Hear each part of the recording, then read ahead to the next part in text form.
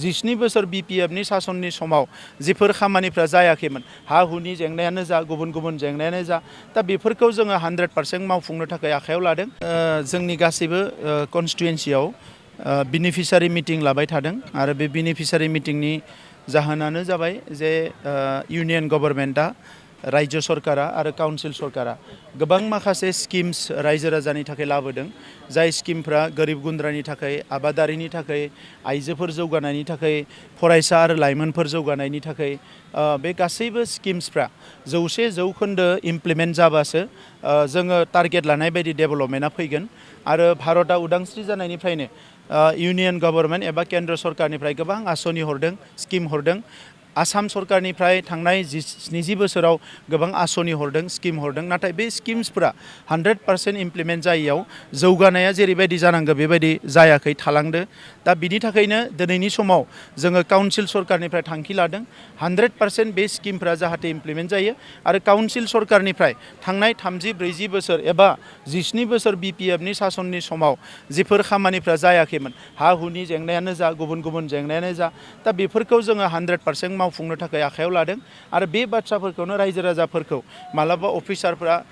100% फोरमायनो हायो मालाबा हयथ' फोरमायजोबनो हाया दा नंखायनो जोङो राजखान्थि दैदेनगिरिफोरनिफ्रायबो बा सरकाराव जिरायनाय दैदेनगिरिफोरनिफ्रायबो जोङो रायजो राजाफोरखौ फोरमायनो सानदों जे बे मोजां स्किम्सफोरखौ जाहाथे 100% इमप्लिमेन्ट खालामो अब्लासो जोंनि जौगानाया जेरैबायदि जों हास्थायदों बेबायदि महर मोनगोन जोंनि मिथिनायाव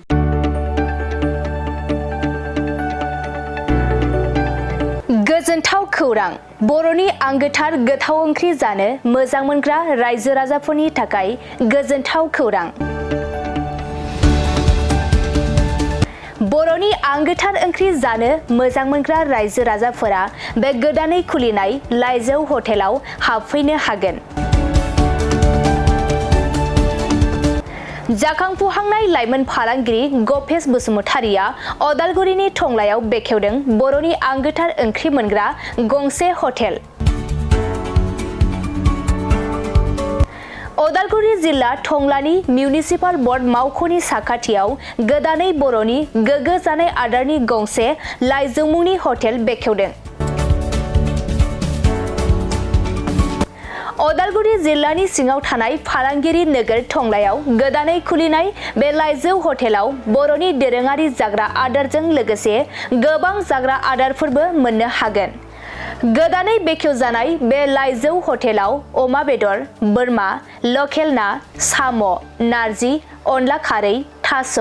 मैथा आरो नाफाम आरो गोबां आइटेमफोरखौ मोननो हागोन